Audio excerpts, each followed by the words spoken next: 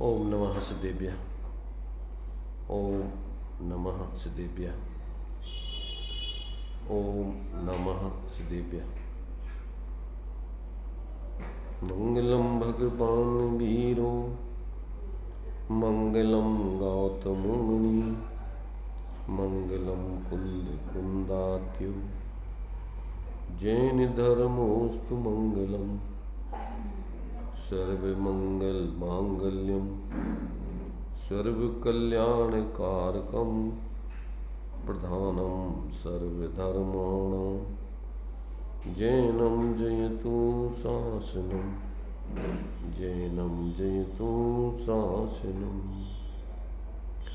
सकल विभाव अभाव कर किया आत्मकल्याण परमानंद सुबोधमय नमो सिद्ध भगवान आत्म सिद्धि के मार्ग का जिसमें सुभग विधान उस समाधियुत तंत्र का करूं सुगम व्याख्यान।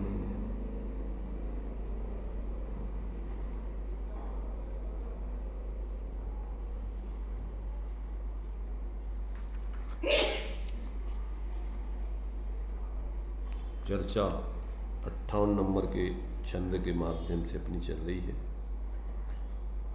इसमें ज्ञानी जीवों को ऐसा कहा जा रहा है कि तुम मूढ़ों के लिए समझा करके ज्ञानी क्यों नहीं बनाते। तो ज्ञानियों की तरफ से उत्तर यहाँ पर आचार्य देव दे रहे हैं। ज्ञानी मूढ़ों के लिए क्यों नहीं समझाते, उसके समाधान के रूप में ये श्लोक लिखा गया है। तो यहाँ अपना जो है विस्तार में अब इसके बारे में अपन विचार करते हैं। संक्षेप में अपन ने इसका कल चर्चा कर ली थी। अब इसमें हमारा जो है इस पे जो विस्तार में एक एक पॉइंट्स के माध्यम से खुलासा किया है उसको अपन जो है यहाँ पर अब देखते हैं। सबसे पहला पॉइंट है कि ज्ञानी के कर्तृत्व बुद्धि का अभाव। ज्ञानी के कर्तृत्व बुद्धि का अभाव, जिसे वस्तु स्वातंत्र की खबर है, प्रत्येक पदार्थ 6 साधारण गुणों करी सहित हैं।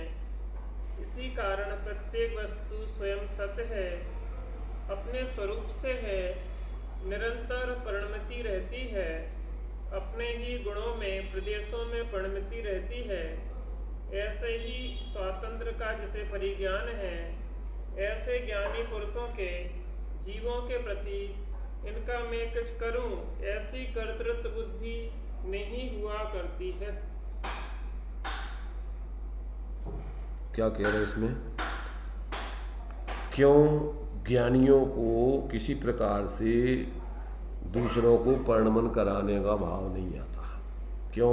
कि उनको वस्तु स्वतंत्र का ज्ञान है, खबर है। प्रत्येक वस्तु अपनी अपनी मर्यादा में, अपने अपने परिणामों में, अपने अपने प्रदेशों में रह करके ही परिणमन करती है। कोई दूसरा किसी दूसरे को परिणमन कराने की व्यवस्था है नहीं, तो उनको इस प्रकार के विकल्प दूसरों के परिणमन कराने कर्तृत्व के भाव होते नहीं है।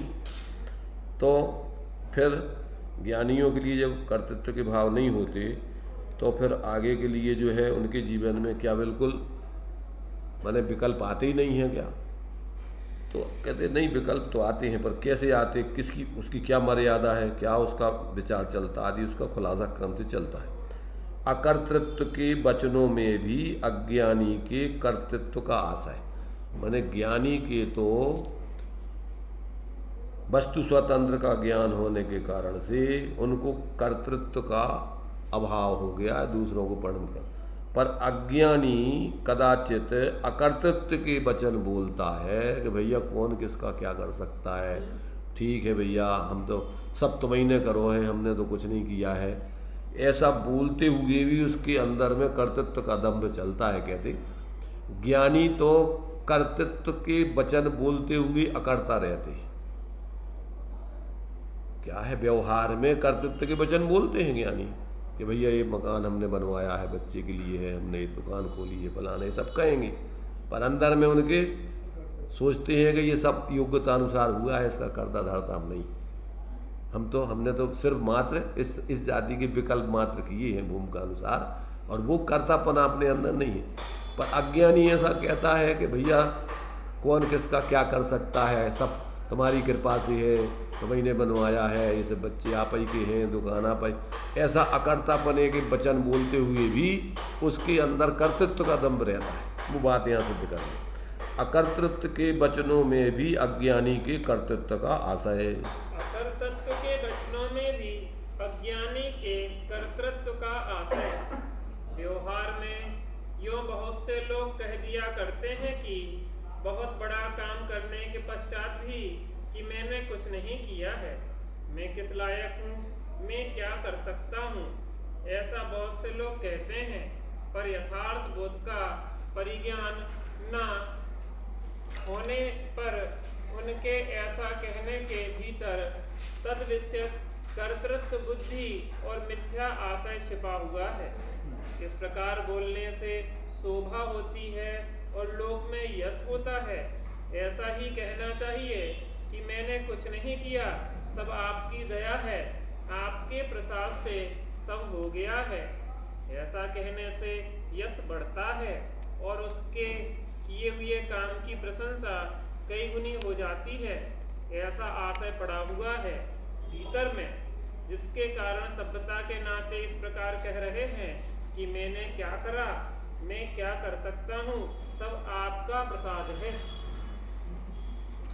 तो ये जो है एक लोक व्यवस्था है, ऐसा लोक में अच्छे लोगों का ये बोलने का ढंग होता है, तरीका, इसलिए बोल रहे हैं।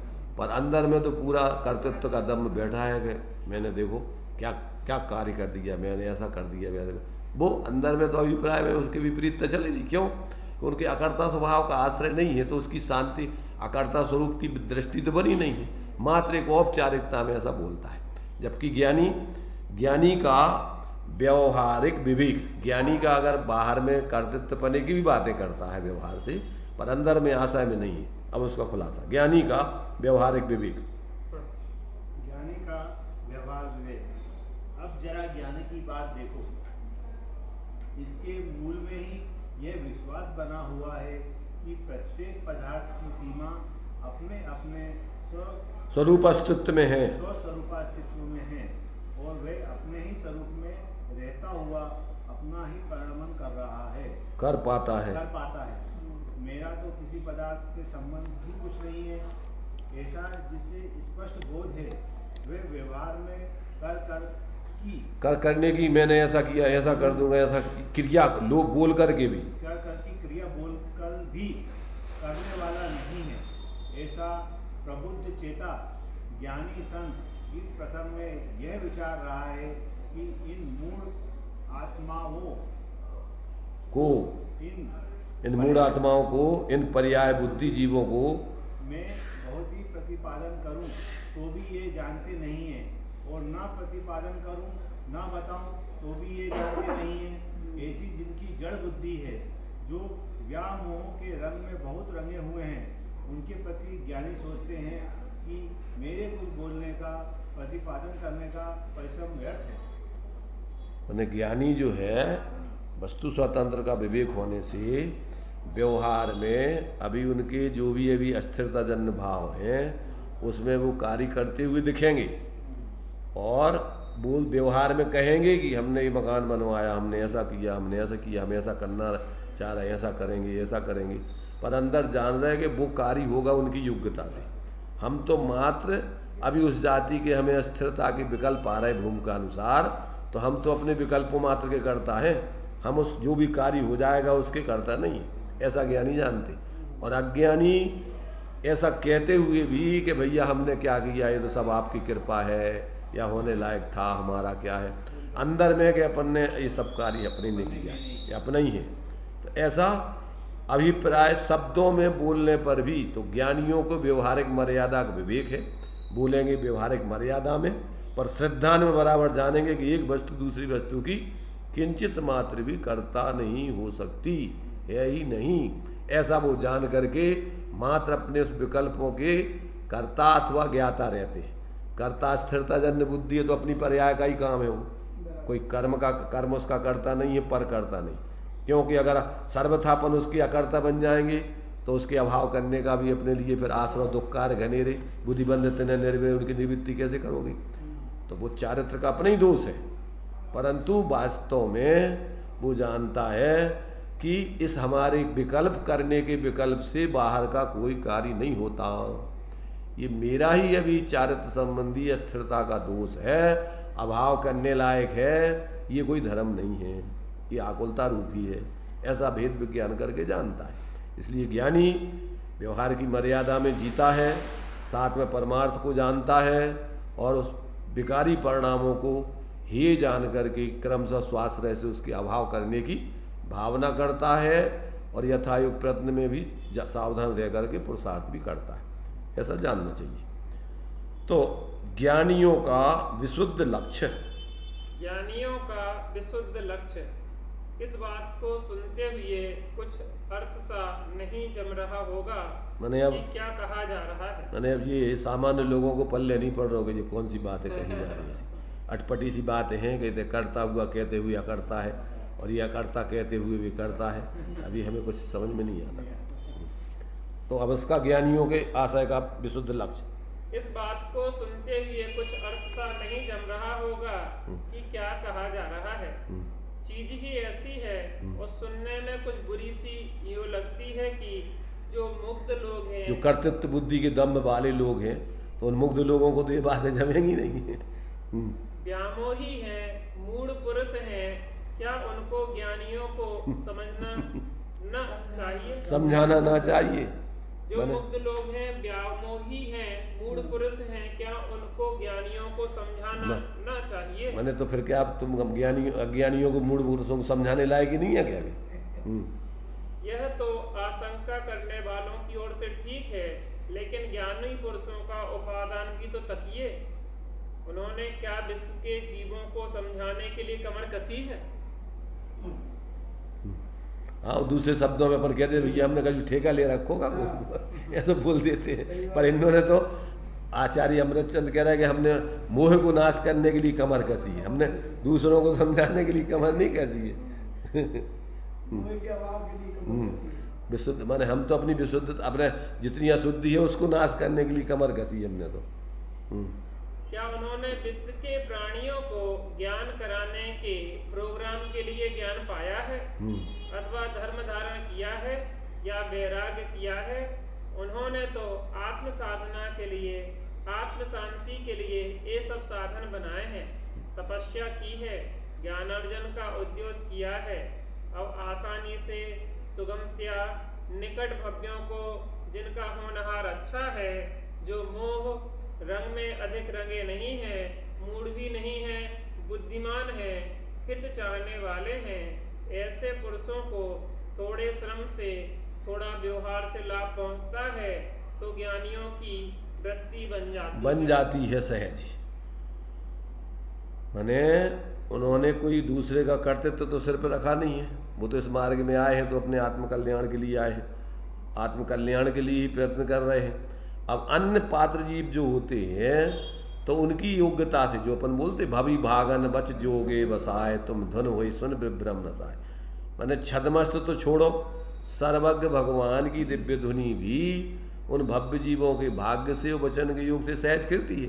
तो वो सहज निमित्त नैमित्तिक संबंध है, परंतु कर्तृत्व पूर्वक वाला निमित्त नैमित्तिक संबंध नहीं है कि एक द्रव्य दूसरे द्रव्य का कुछ करता धरतापना हो और फिर ऐसा कार्य हो रहा हो। तो ये जो है ऐसा ज्ञानी बराबर समझते हैं।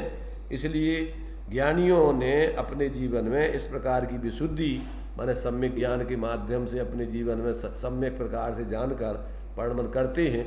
इसलिए उनको किसी प्रकार का कोई ऐसा जो है कोई भी क्या है पर संबंधी करने की आकुलता, सिर पर बोझ उनके नहीं होता, कोई किसी प्रकार का उनको इस भ्रम नहीं होता।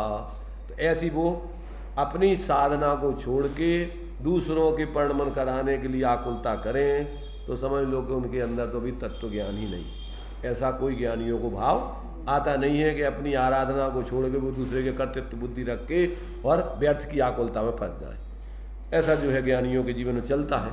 बाहर में लाखों की भीड़ बैठी हो और मुनिराज को अगर आत्माराधना में मस्ती से अपने जी रहे हैं तो उनको विकल्प बोलने का विकल्प नहीं आएगा। इसलिए बताया है समय सार जी में कि जो निचली भूमिका में जो भाव उनके लिए उपयोगी है, हितकारी है, वही ऊपर की भूमिका में अनुपयोगी है।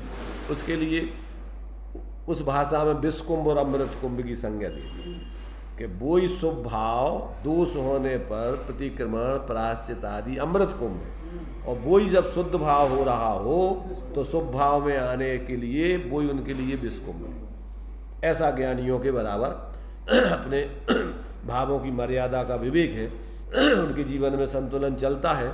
इसलिए कहीं उनको कोई शंका नहीं है कि भैया आप स्वरूप में तो जाने का भाव बन रहा है और प्रतिक्रमण का टेम हो रहा है, अब आलोचना का टेम हो रहा है, अब इसका टेम हो रहा है। उनके पास एक ही माप है कि हमारे भाव जिस तरीके के जीवन जीने से ऊंचे होते हैं वो जीवन जिएंगे, नीचे के भाव छोड़ते जाएंगे। उसमें उनको पकड़ नहीं है, अकड़ नहीं है कुछ कि में जो धर्म है। उनका धर्म तो एकमात्र जब तक पूर्ण वितराग दशा नहीं होती उत्तरोत्तर ऊपर ऊपर के भावों में चढ़ते जाएंगे, नीचे के भाव छोड़ते जाएंगे। ऐसा जो है ज्ञानियों को जो जहाँ साधक हैं ते तहाँ बाधक हैं, बाकी राग देश की कथा की कौन बात है। तो व्यर्थ की चर्चा तो यहाँ यही नहीं, यहाँ तो जैसे जैसे ऊंचाई बढ़ती जाए वैसे वैसे नीचे के भाव सहज ही छूटते जाते। इसलिए उनको कोई उसमें, अब दूसरे अज्ञानी लोग तो धारणा से जीते हैं, तो वो तो उनने जो कुछ रूढ़ी पकड़ रखी है वो रूढ़ी छोड़ना नहीं चाहते। ज्ञानियों को कोई रूढ़ी नहीं है, उनके लिए तो अपना जीवन जैसे जैसे ऊपर उठेगा वैसे वैसे नीचे के भाव सहज छूटते जाएंगे। उनको उसमें किसी प्रकार की कोई आकुलता आदि नहीं होती और कोई भय भी नहीं है, कोई डर नहीं है कि लोग क्या कहेंगे, कल तक तो तुम ऐसा कर रहे थे आज ये कर ही नहीं रहे तुम। अरे भाई हम किसी करने के लिए थोड़ी, कल तक अब घर में क्या होता है कि तुम रोज ही ना तो 5 रोटी खाते थे, आज तो तुम कचू खा ही नहीं रहे शाम को।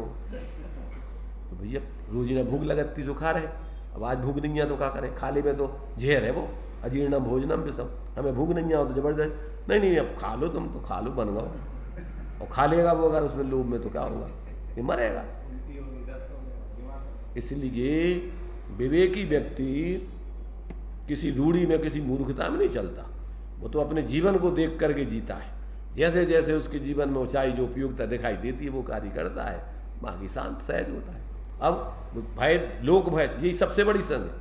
मूढ़ व्यक्ति के लोग क्या कहेंगे, अरे लोगों के लिए थोड़ी भाई हम जी रहे हैं, हम तो अपनी आत्मा की शुद्धि के लिए जी रहे हैं।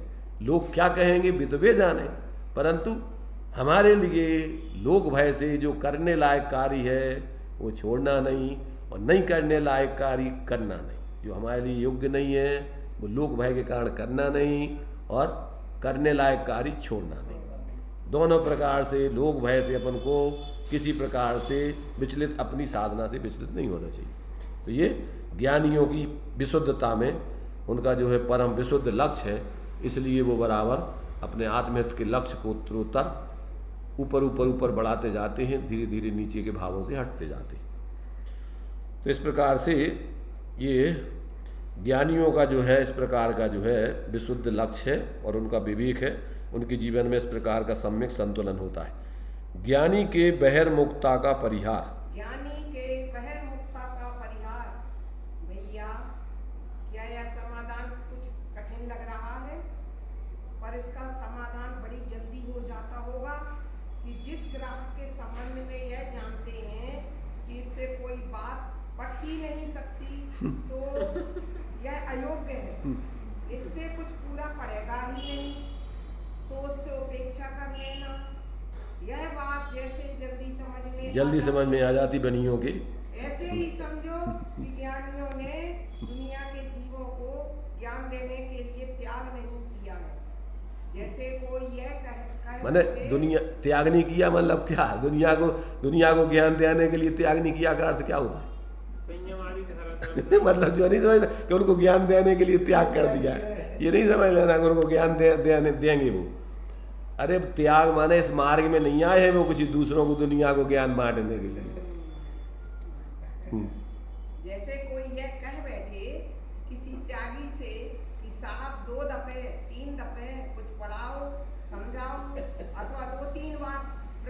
प्रोग्राम रखो, त्यागी कहें और त्यागी कहें कि भाई इतना ही नहीं बन सकता, इतना तो नहीं बन सकता, हाँ, देख के इतना पढ़ो। तो नहीं बन सकता, तो सुनने वाले लोग कहते कि आप तो इसीलिए त्यागी हुए हो। आप त्यागी हो, क्या काम है तुम्हारा? हाँ, 2-3-4 बार प्रवचन करो। इसलिए तो त्यागी नहीं है। हाँ, तो क्या कोई इसीलिए त्यागी हुआ है?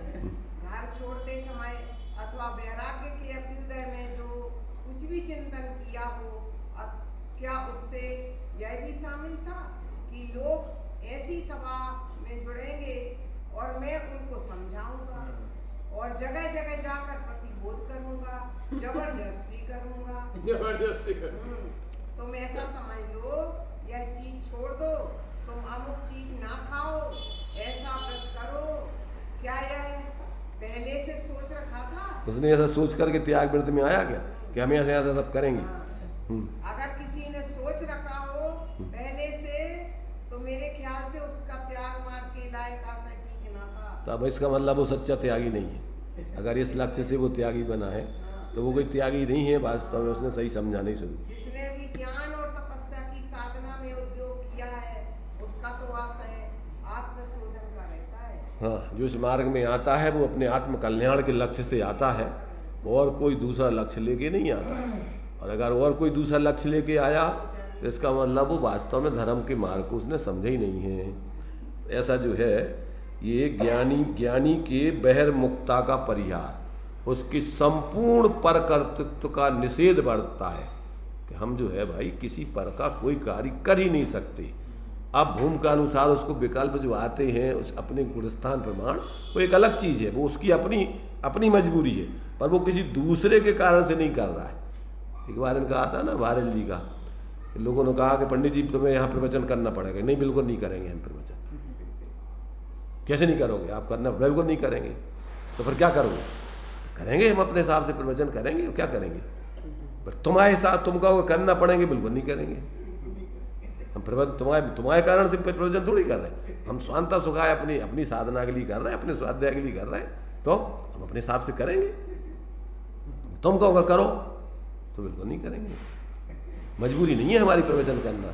हमारा ये खुद की हमारी जो है, हमारा खुद का हावी है या हमारा खुद का जीवन है, हम अपने जीवन के लिए करें। अब तुमको तुम्हें तो खाना ही पड़ेगा। अच्छा, खाना ही पड़ेगा? ये तो बहुत गजब की बात है। अरे भैया, तुम कर रहे होगे? निमंत्रण करने नहीं, निमंत्रण नहीं, हमारी ये तो हमारी प्रसन्नता है। हमें आवश्यकता लगेगी खाने के लिए तो खाएंगे, और नहीं है तो हम कैसे जबरदस्ती तुम खिला दो हमें, ये तो बताओ। इसलिए जब तक ऐसी वस्तु स्वतंत्रता का विवेक नहीं होता तो व्यक्ति को दंभ होता है हर क्षेत्र में। अरे भाई, ये मार्ग सहजता का, सरलता का, स्वाधीनता का मार्ग है। ये कोई खेचा खांची वाला, उठा पटक वाला, एक दूसरे पे थोपा थोपी वाला मार्ग नहीं है।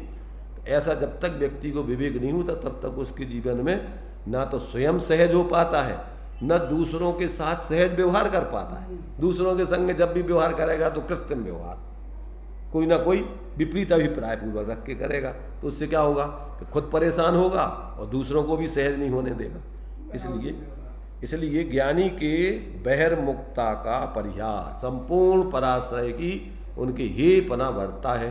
किसी प्रकार का पराश्रित पने की वृत्ति उनको हितरूप भाषित नहीं होती। ज्ञानी की अंतर्वृत्ति, ज्ञानी की अंतर्वृत्ति, देखो भैया, इतनी बड़ी तो आपत्ति पड़ी है खुद पर, अष्टकर्मों का लदान लगा है, शरीर का जमाव लगा है, खुद तो दुखी है, परेशान है, मले हैं, और कल्पित मौज पर इतराए, तो यह कितनी विडम्बना है।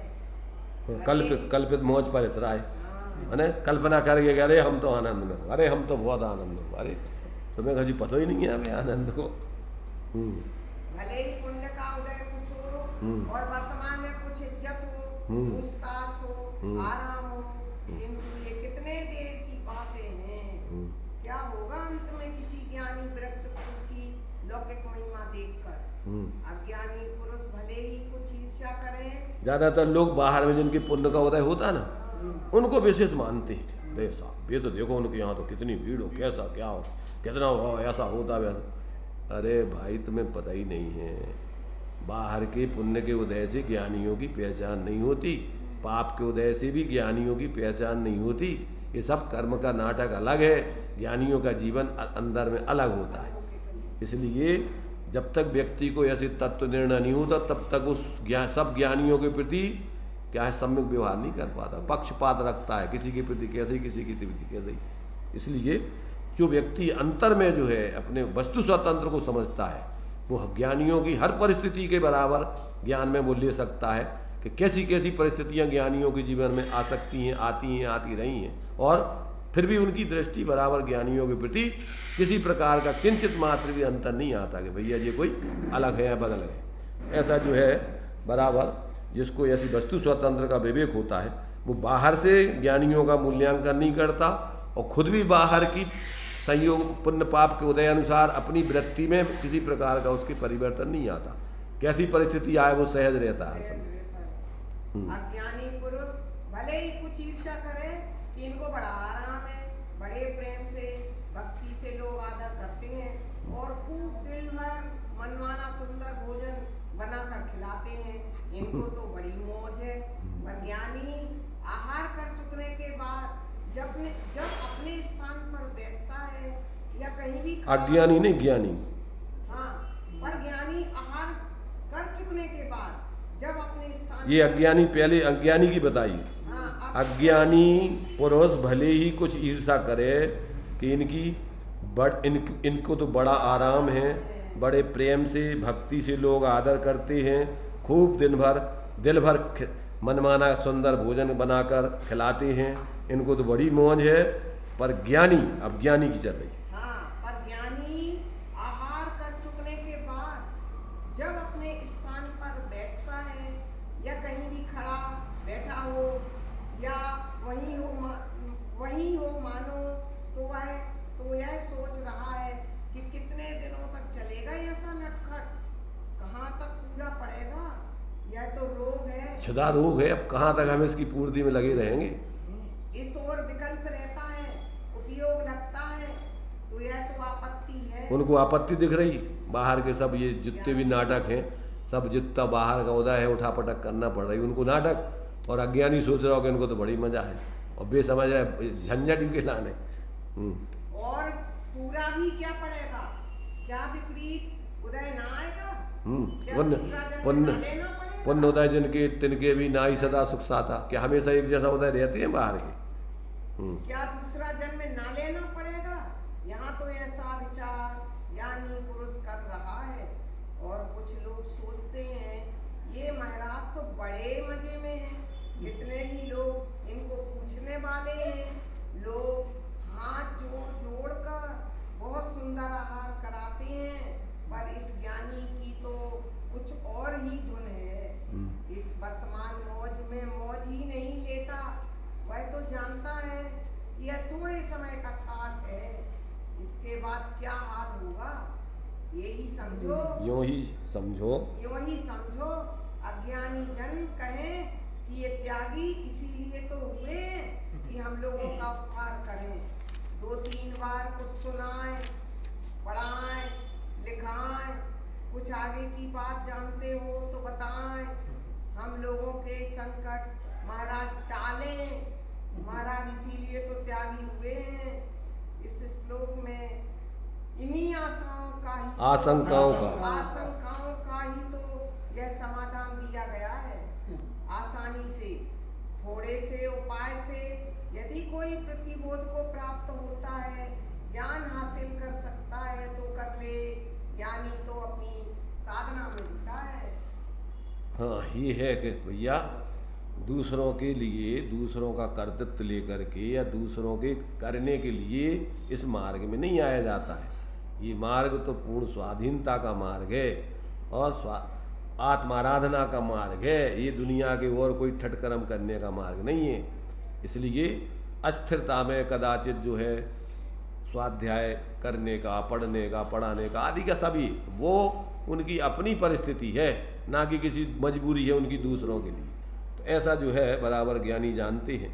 तो ज्ञानियों के जीवन में ऐसा कुछ नहीं है। अज्ञानी भले ही उनके बारे में पुण्य के उदय में कुछ सोचें, पाप के, अब पुण्य के उदय में उनको सोचा अरे भी बड़ा मौज हूँ, हाँ अब आ गई समझ में, देखो अब पाप को उदय आ जाए प्रतिकूलताएं तो उसको प्रसन्नता दिखती कि हाँ अब अच्छा रहो, पहले बड़े नाटक कर रहे हैं, अब समझ में आ गई इनकी। अरे भाई वह पहले भी उस पर उपसर्ग समझ रहा था, वो पुण्य के उदय में बहुत सावधान था, उसका रस नहीं लेता था, और पाप के उदय में भी सावधान है, उसमें दीनहीन नहीं बनेगा, उसमें भी सहज है। जिस समय टोडरमल जी के लाखों लोग सुन रहे हैं प्रवचन हैं, उनके सामने इतने लोग उनके गीत गा रहे हैं, महिमा कर रहे हैं, तो अभी भी सहज हैं कि भैया सब ये तो क्या है, इसमें अपना क्या, ये तो उनके भाव है, हमारी तो जो अभी आराधना जितनी है उतनी है, बाकी अभी आराधना पूरी नहीं हुई है। और जिस समय पाप का उदय आ गया और हाथी के नीचे कुचलवा देने की स्थिति आ गई, उस समय भी सहज है, उस समय भी संबोधन कर रहे हैं हाथी के लिए, भो गजराज अब तुम क्या करोगे भाई, उदय तो हमारा है, तुम्हारा इसमें क्या दोष है, तुम तो सहज रहो, अब तुम तो मजबूर हो। इसलिए ज्ञानी चाहे पुण्य का उदय हो चाहे पाप का उदय, पुण्य के उदय में दंभ नहीं करते, अहंकार नहीं करते, पाप के उदय में दीनहीन नहीं होते, अपने परिणामों को बिगाड़ते नहीं, दोनों में सहज ज्ञाता रहते हैं, साम्य दशा धरते हैं, वो बढ़िया पूर्वकृत कर्मों की नजरा करते हुए अपने आगे बढ़ते जाते हैं। इस प्रकार ज्ञानियों का जीवन कोई अलौकिक होता है, सामान्य व्यक्ति उसको समझना बहुत मुश्किल है। हम लोगों के शंकर महाराज टाले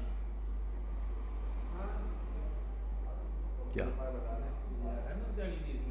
पढ़े पढ़ाए लिखाए कुछ आगे की बातें जानते हो तो बताएं, हम लोगों के शंकर महाराज टाले। और तो हम जी कह रहे हैं कि तुम्हें बहुत लेट हो गए बहुत, इसलिए अब तुम्हें हम क्या बताएंगे, योजनाएं बहुत चल चुकी भी, काय की योजना चल रही है, बीच में से तुम्हें हम क्या समझाएंगे, काय को का लगाओ भाई, का प्रकरण चल रहा हो, तुम क्या समझ रहे हो, तुम्हें काई को कार से निकाल रहे हो, तुम काई को कार से निकाल रहे तुम कि महाराज हमारे संकट टालें, वृद्धि बोध दें, पढ़ाएं लिखाएं, माने का क्या वो चाह रहे, कौन की तरफ से है जो कथन, कौन की सोच है,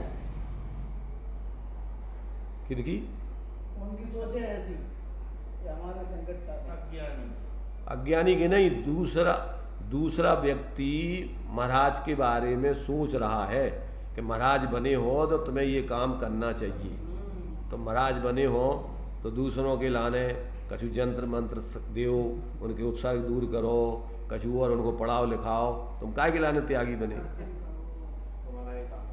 तुम्हारा तो जो ही काम है, तुम क्या करोगे। तो ये कह रहा है महाराज ऐसे नहीं होते हैं, महाराज दूसरों के कल्याण के लिए नहीं पैदा बनते हैं, आत्म कल्याण के लिए बनते हैं, दूसरों का कल्याण महाराज करा भी नहीं सकते, दूसरों के संकट टाल भी नहीं सकते, अगर टाल देवे तो वस्तु व्यवस्था खत्म हो जाएगी, स्वयं किए जो कर्म सुभाषो फल निश्चय ही भी देते, और अगर कोई दूसरों के कर्मों को दूर कर देवे, संकट टाल देवे, तो फिर स्वयं किए निष्फल होते, उसके कर्मों का क्या होगा। और वस्तु स्वतंत्रता में कोई किसी को ज्ञान बोध दे देवे तो फिर उसकी योग्यता के अनुसार नहीं होगा, फिर दूसरों का कल्याण कर देंगे। इसलिए ये वस्तु स्वरूप के अंतर्गत ये सारी बातें नहीं है, कोई किसी का करता धरता नहीं, यहाँ तक कि पुण्य पाप का भी उसका कोई दूसरा कोई टाल नहीं सकता, कोई पुण्य को दे नहीं सकता, पाप को टाल नहीं सकता। तुम्हें जब तक तुम्हारे जो कुछ किया है उसका उदय आएगा, उसमें अगर तुम सहज रह करके धर्म आराधना करोगे तो जुड़ोगे, नहीं तो निर्जरा होगी, और अगर उसमें जुड़ोगे एकत्र बुद्धि करोगे तो नया कर्म बंद होगा। इसलिए ये वस्तु स्वरूप की बात समझाई जा रही है।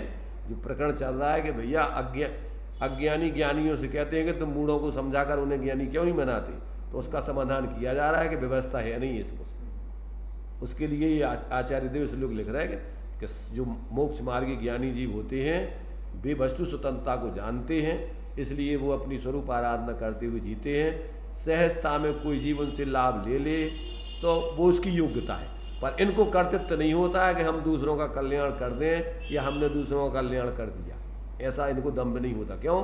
एक द्रव्य दूसरे द्रव्य का करता धरता नहीं। तो ये ज्ञानियों के बराबर वस्तु स्वतंत्रता का विवेक होकर वो किसी प्रकार के ऐसे मिथ्या परिणाम करके अपनी आराधना की विराधना नहीं करते। ये बता रहे ज्ञानी का पर में अनाग्रह, ज्ञानी का पर में अनाग्रह। ज्ञानी पुरुष यदि धर्मोपदेश भी देता है तो अपने आप को लक्ष्य करके वो जो कुछ कहे उसका फायदा खुद को मिले, इस पद्धति से देता है। समझ में आया? ज्ञानी अगर दूसरों को कदाचित उपदेश भी देता हुआ तुम्हें दिख रहा है, तो वो अपने को लक्ष्य करके अपने परिणामों की शुद्धि के लिए कर रहा है, क्योंकि उपदेश स्वाध्याय का भेद है। ये उपदेश दूसरों का कल्याण कराने के लिए नहीं है माल, दूसरों का कल्याण तो उनकी अपनी योग्यता अनुसार होगा।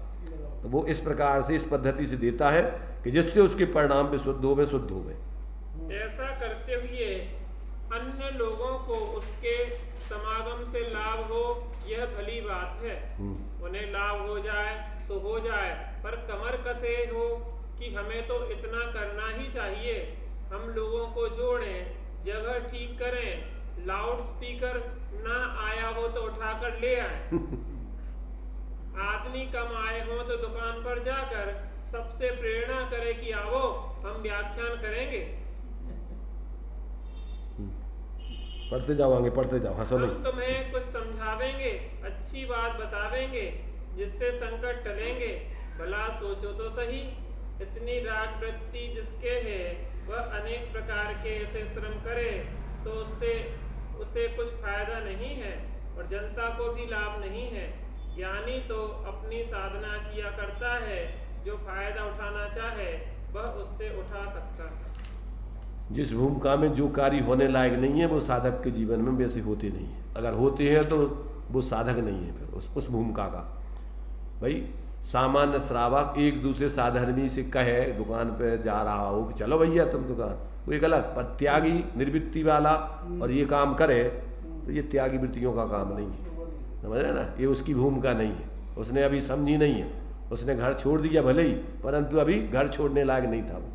इसलिए ये सब बातें अपन को समझना चाहिए कि भाई कौन सी भूमिका में कौन सा कार्य होता है। ज्ञानमय उपेक्षा का प्रभाव। जैसे प्रभु वितराग सर्वज्ञ की स्थापना प्रतिमा में की गई है, उनको हम आप कितना कितना पूछते हैं, फिर भी वह प्रतिमा किसी को कुछ भी समझाती नहीं, किसी से कभी बोलती नहीं।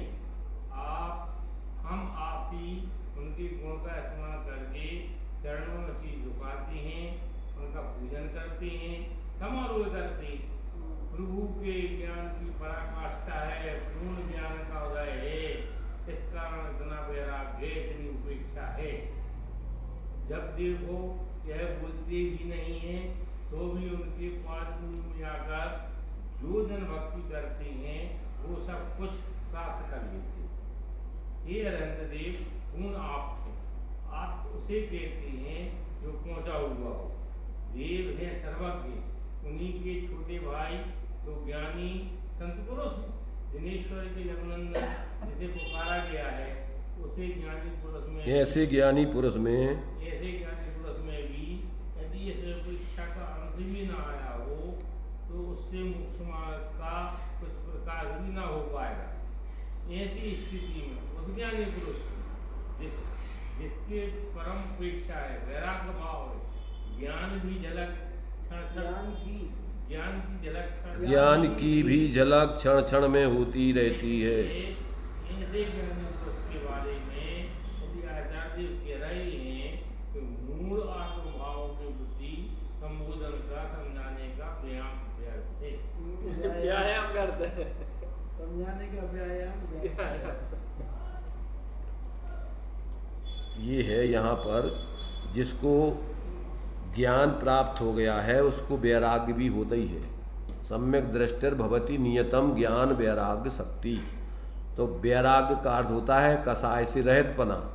कसाय से जिसकी रहितपना है तो उतनी उपेक्षा उसके जीवन में होगी। उपेक्षा माने ना अच्छा ना बुरा, ना अपना ना पराया, क्योंकि कसाय में ये सब भाव बनते हैं। निष्कसाय में तो सहज स्वाश्रय की स्थिति बनती है। तो कहते हैं जिसके जीवन में बिल्कुल भी उपेक्षा नहीं हो, अर्थात बिल्कुल कसायों का भाव नहीं हुआ हो, तो वो व्यक्ति साधक नहीं है। तो इसलिए यहाँ कहते हैं कि जिसके जीवन में स्वाश्रय से आत्म आराधना प्रकट हुई हो और जिसका ज्ञान जागृत हुआ हो, तो ऐसा व्यक्ति जो है वास्तव में क्या है, पर कर्तृत्व स्वामित्व अपने जीवन में बिल्कुल भी नहीं रखता। सहज रूप से वो स्वास्थ्य जीवन जीता है। सम्यक ज्ञान के अंतर्गत गुणस्थान प्रमाण जो राग है, उस राग में उसकी मर्यादा होती है, उस मर्यादा में वो सम्यक उपदेश आदि उसके जीवन में पाया जाता है, परंतु वो पर का कर्तृत्व आदि अपने दिमाग में, अपने श्रद्धान आदि में नहीं रखता है कि हम किसी दूसरे के कर्ता धर्ता है उसका कल्याण कर देंगे। उनकी योग्यता अनुसार भी समझेंगे उनका कल्याण होगा, नहीं समझेंगे तो वो उनकी योग्यता है। तो वो तो सहज अपने अपने ज्ञान पूर्वक समझ करके जीता है। दूसरे व्यक्ति जो भी है अपना ज्ञान जागृत करके अपना जीवन उसके बताए हुए मार्ग पर या ज्ञानियों के बताए मार्ग पर लगाकर खुद अपनी परिणति सुधारती तो सुधारते हैं। इसलिए यहाँ पर ज्ञानियों के जीवन में इस प्रकार से जो सम्यक ज्ञान का लक्षण परीक्षा मुख में दिया है, अज्ञान निर्वृत्तिर हानोपादान उपेक्षास्य फलम। तो ये उपेक्षा अर्थात मध्यस्थता, न अच्छा न बुरा, न राग न द्वेष, वीतरागता, उसका नाम उपेक्षा है। तो जिसके जीवन में पूर्ण उपेक्षा हो गई अरहंत भगवान, तो वहाँ तो कुछ है ही नहीं। कोई पूजा करो, स्तुति करो, निंदा करो, जो भी करना है करो, उनको कोई प्रभाव नहीं उससे, ना उनके लिए किसी प्रकार का उसमें कोई विकल्प है ना कुछ है, मात्र साक्षी बन करके जी रहा है वो तो ऐसा समझना चाहिए। तो जो भी उनके लघुनंदन हैं उनके जीवन में भी इसी प्रकार की उपेक्षा सहज होती जाती, अर्थात वो सहज स्वरूप में स्थित होकर के राग द्वेष से रहित होते जाते हैं। कौन व्यक्ति उनके बारे में क्या कह रहा है, क्या सोच रहा है, क्या बोल रहा है, कैसा व्यवहार कर रहा है, वो जाने, उसकी योग्यता है। वे सहज जान करके अपनी मध्यस्थता बढ़ती। योग व्यवहार पद्धति, योग्य व्यवहार पद्धति। यहाँ यह आशंका अब भी श्वास ले रही है कि आत्म तत्व का स्वयं अनुभव करके ज्ञानी होता है, वह जड़ बुद्धि को आत्म तत्व क्यों न समझाएगा। भैया, समझाने का निषेध नहीं है, पर हट करके समझाएगा नहीं समझेगा। आत्म तत्व क्यों न समझेगा? नहीं कहाँ पढ़ रहे तुम, समझाने का निषेध नहीं। चलो हाँ चलो पढ़ जाओ। समझाने का निषेध नहीं है, पर हट करके कमर कसकर समझाने को यहाँ समझाना कहा गया है। कर्तृत्व पूर्वक के यहाँ समझाने का निषेध है। गुणस्थान प्रमाण समझाने का जो राग आता है वो तो चलता है, परंतु उससे वो ये नहीं समझता है कि सामने वाला समझ ही जाए या समझ ही जाएगा, उसकी योग्यता अनुसार वो जाने, ये बराबर समझता है। ज्ञानी पुरुष बोल रहे हैं, समझा रहे हैं, वहाँ सभी तरह के पुरुष हैं, सबका उपकार हो रहा है, पर छांट छांट कर कहीं जड़ बुद्धियों को ही बिठाल दो तो ज्ञानी पुरुष योग आशय बिना कैसे अपनी ज्ञान वृत्ति का उपयोग कर सकेगा। देखिए, बात थोड़ी थोड़ी न्याय की हर जगह होती है। भगवान सर्वज्ञ देव तीर्थंकर प्रभु के समोसरण में गणधर देव न हो तो उनकी दिव्यधनी ना खिरे, ऐसा कहीं पढ़ा होगा? वहां तक भी कोई मनचला संदेह करने लगे कि देखो भगवान को भी बड़ा राग देश है कि लाखों आदमी तो बैठे हैं और एक गणधर नहीं है। गौतम गणधर नहीं आया था तो केवल ज्ञान के बाद 66 दिन तक दिव्यधनी नहीं खिरी। अरे इसमें राग की बात नहीं है, जो बात जिस पद्धति से होनी है वह उसी पद्धति से होती है। ज्ञानी पुरुष भी हालांकि इतने महान विकास वाला नहीं है, लेकिन नीति की सदृशता बता रहे हैं। जड़ बुद्धि सब छांट छांट कर बैठा दिए जाएं और उनका परिचय भी हो कि ये सब इस तरह के हैं। अब कहाँ से वह अपना प्रवचन विकास करेगा, अपनी कला करेगा, खुद ही सोच लो। मतलब ये कह रहे हैं जब अपात्र जीव होवे तब सामने वाला क्या करेगा और कैसे अब उन अपात्र जीवों को प्रयत्न करके पात्र बनाने का प्रयत्न करेगा। जैसे अपन ये कह रहे हैं वीतराग भगवान के समोषण में भी जो न्याय है कि जब पात्र जीव नहीं होते तो उनकी दिव्य धनी भी नहीं खिड़ती है, तो फिर सामान्य लोगों के साथ में भी तो वही न्याय होना चाहिए ना। अलग अलग थोड़ी होता है। और वे तो वीतराग हैं, 3 टाइम दिव्य ध्वनि खिड़ती अथवा 4 टाइम, और बेसमय में कोई विशेष पुरुष पहुंच जाए तो फिर खिड़ने लगती। तो ये नहीं लगेगा कि यार जी बताओ कैसे वीतराग भगवान है, हमें तो समझे भी नहीं आता। तो अब ये कोई पक्षपात की बात है कि वस्तु स्वरूप है? माने ये अब ऑटोमेटिक व्यवस्था है कि प्रत्येक जीव की अपनी योग्यता अनुसार, उदय अनुसार, सहज वस्तु की स्वतंत्रता से जो कार्य होने लायक है वो होता है। अब उसमें कोई करता धरता कोई कहे, कौन करे, किसको करे।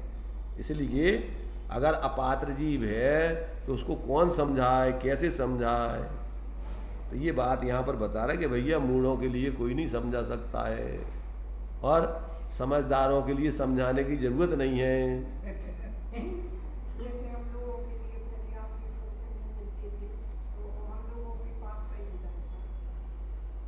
अब हमको नहीं पता कि काय का उदय था और क्या उदय बदल गया। अपन को तो ये समझो कि हमारी जो भी योग्यता होगी, उदय होगा, उसके अनुरूप अपन को सारी व्यवस्थाएं बनेंगी और हम अपनी योग्यता अनुसार ही लाभ ले पाएंगे।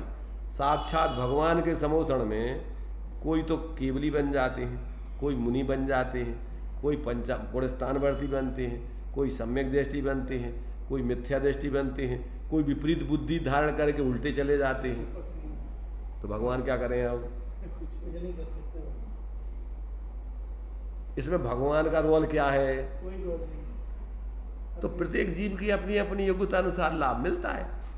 भाई प्रत्येक साधक तो अपनी साधना कर रहा है, अब उसमें से कभी कोई जीव की कसाय, मान लो उसके कसाय के अनुकूल उसको परिवर्तन नहीं दिखा उनको उसका, तो वो विपरीत हो गया। अब क्या करोगे कि उस ज्ञानी ने कर दिया उसको विपरीत। कोई मूड से मूड और समझ करके सुधर जाए तो कहोगे अरे साहब इन्होंने तो बताओ ऐसे ऐसे लोग बताओ सुधार दिए कि जो कोई नहीं सुधार पाता था और सुधर गए आदमी। तो किसने सुधार दिए? अरे भाई जब उसकी काल लब्धि पकी तो वो सुधरा, निमित्त उसके लिए कौन बन गया, वो निमित्त कौन है? निमित्त पे आरोप तो आएगा कि भैया इनके उपदेश से जितने भी जैसे तीर्थंकर छायक सम्यक दृष्टि होते हैं तो कहाँ होते हैं? वो केवली सुत केवली के पादमूल में होते। तो केवली सुत केवली के पादमूल में होते तो सबको क्यों नहीं होता छायक सम्यक? अगर केवली सुत केवली छायक सम्यक देने वाले हैं तो किसको देना चाहिए? उनको सबको देना चाहिए। देखो ये मर्यादाएं हैं कि जब भी छायक सम्यक होगा तो केवली सुत केवली के पादमूल में होगा, परंतु प्रत्येक जीव अपनी योग्यता से करेगा, वो कोई दूसरा उनको केवली सुत केवली नहीं उसको कराएंगे। तो ये बराबर पांचों समवाय का जब भी कार्य होता है तो उसमें सुमेल बनता है, पर जो जिसकी मर्यादा है, जो व्यवस्था है, बराबर वो समझना चाहिए। कार्य होना है, किसके सानिध्य में होना है, कब होना है, वो सब बराबर उसी प्रकार से होगा। उसमें कहीं कोई खींचातानी का कार्यक्रम नहीं। अब कथन किसी भी रूप में होते, कथन निमित्तों की तरफ से करो, त्रैकालिक उपादान की तरफ से करो, अथवा क्षणिक उपादान की तरफ से करो, अथवा काल लब्धि की तरफ से करो। अब जिसकी तरफ से करना है करो। 66 दिन बाद दिव्य ध्वनि खिरी, क्यों खिरी? कि भैया वो काल लब्धि उसी समय थी खिरने की। तो अब मतलब ये है कि वो कथनों में बहुत विवक्षाएं होती हैं, पर वस्तु स्वरूप जैसा है वैसा ही। और जिसको सम्यक ज्ञान होता है वो सब बराबर उसकी पूरी प्रक्रिया वो समझता है, किसी प्रकार की कोई खींचतानी उसके जीवन में नहीं होती। हाँ, तो कहाँ तक आ गए अपन? योग व्यवहार पद्धति ये हो गया। राग विराग भाव के अनुकूल ज्ञानी की वृत्ति का न्याय।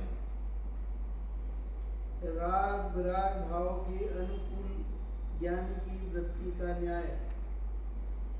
यूं ही यहाँ सोच लो कि ज्ञानी पुरुष के कैसे यह श्रम हो सकता है कि मूढ़ जड़ बुद्धियों के पास जाकर उनसे ही कहता फिरे, जरा सुन तो लो, इस संसार से परे होने की बात कह रहे हैं। ऐसी वृत्ति ज्ञानियों के होती नहीं है, क्योंकि वे दुनिया का उपकार करने की कमर कसने का भाव रखकर ज्ञानी नहीं हुए हैं। उनका लक्ष्य, अरे और पढ़ो ना, त्यागी नहीं हुए हैं, ज्ञानी नहीं हुए हैं और त्यागी नहीं हुए हैं। नहीं पढ़ा क्या? त्यागी नहीं लिखा उसमें? इसमें लिखा हुआ है, छोड़ दिया उनने, छूट गया होगा। इसमें लिखा हुआ है ज्ञानी कि ऐसी वृत्ति ज्ञानियों की होती नहीं है, क्योंकि वे दुनिया का उपकार करने की उपकार करने को कमर कसने का भाव रखकर, सुनो, उपकार करने को कमर कसने का भाव रखकर ज्ञानी नहीं हुए, त्यागी नहीं हुए हैं। उनका लक्ष्य आत्म स्वभाव का है। ऐसे ज्ञानी पुरुषों की बात कह रहे हैं कि वह चिंतन कर रहा है कि इस मूढ़ आत्म पुरुष को हम अपनी बात समझाएं, अपनी बात के मायने हैं आत्म तत्व की बात समझाएं। जैसे यह बिना समझे नहीं जानता है, यूं ही बहुत समझाया जाने पर भी नहीं जानता है। ऐसे जड़ बुद्धि वाले के प्रति उसे समझाने का श्रम व्यर्थ है। इस संबंध में कितनी ही शंकाएं बनाई जा सकती हैं, माने कितने भी इसमें प्रश्नोत्तर किए जा सकते हैं। अरे जो बहुत समझदार हैं उनको समझाने से क्या फायदा। मैंने अभी जो हमने कहा था कि समझदारों को क्या समझाना, मूर्खों को क्या समझाना। यदि पुत्र को पुत्र तो का धन संचय, पुत्र से पुत्र तो का धन संचय। लेकिन जो जड़ हैं, लठ बुद्धि वाले हैं, उनको समझाना चाहिए।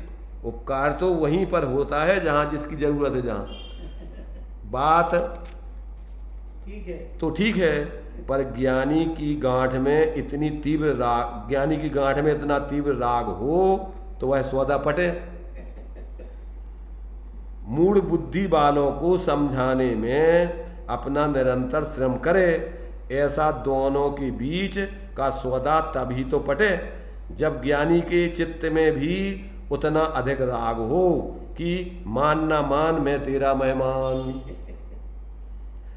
जबरदस्ती हम तुम्हें समझाई देंगे, किंतु ज्ञानी तो ज्ञाता व सहज उदासीन रहता है।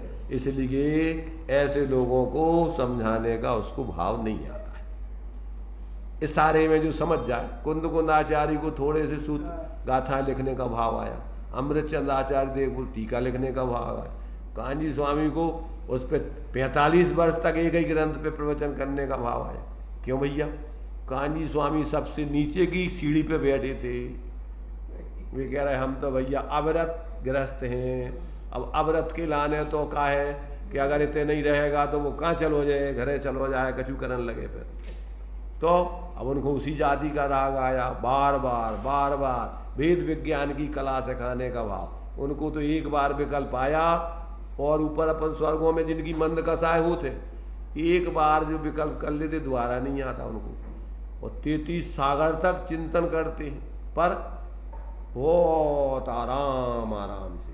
और ये देखो आप कि वहाँ पर ब्रह्मचारी हैं 33 सागर तक, और जबकि अवरत दशा मंद कसा इतनी है, वहाँ पंचकल्याणकों में भी जाने आने के भाव नहीं।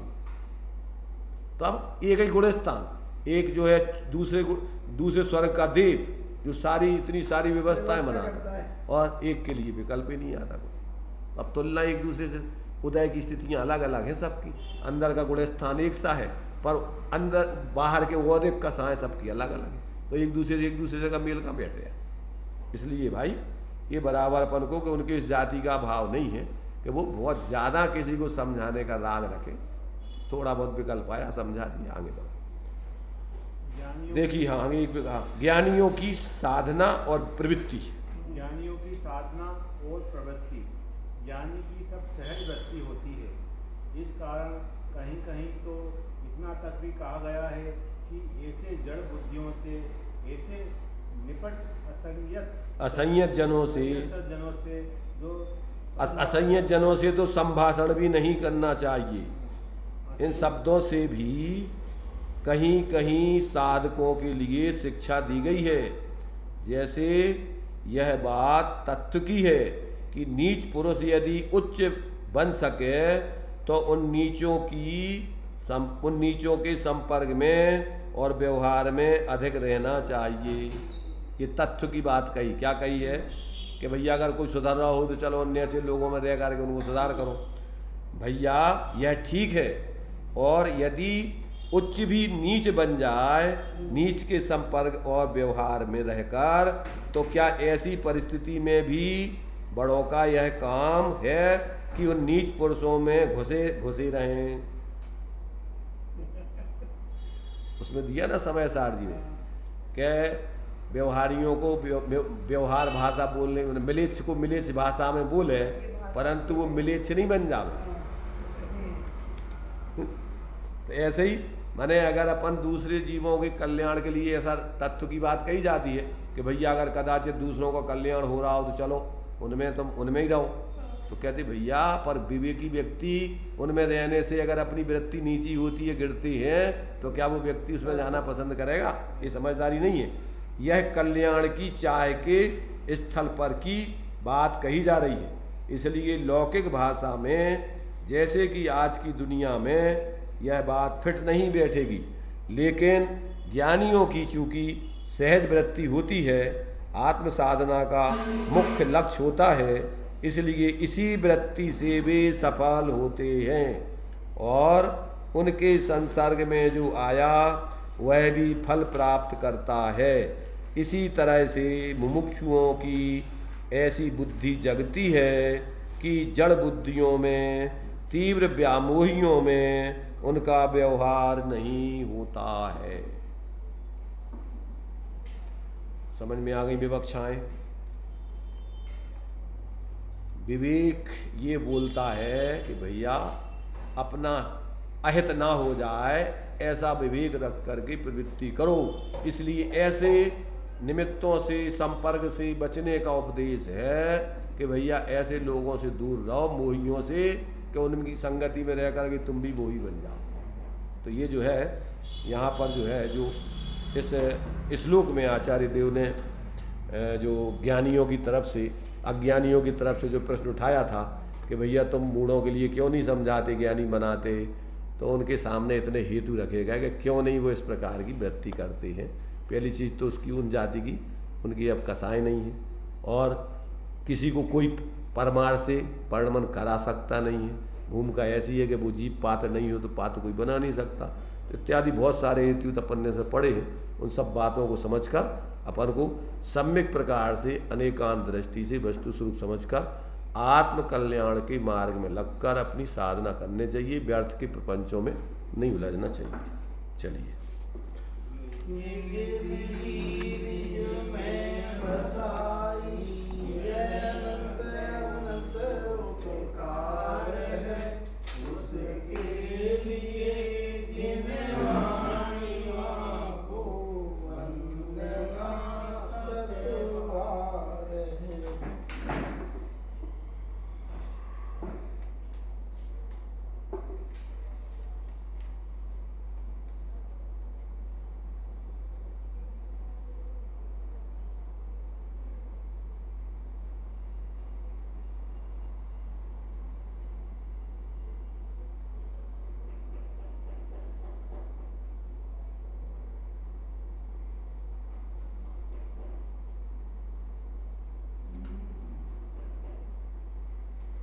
द्वादशांग निर्माणी पंच परमेष्टि भगवंतों की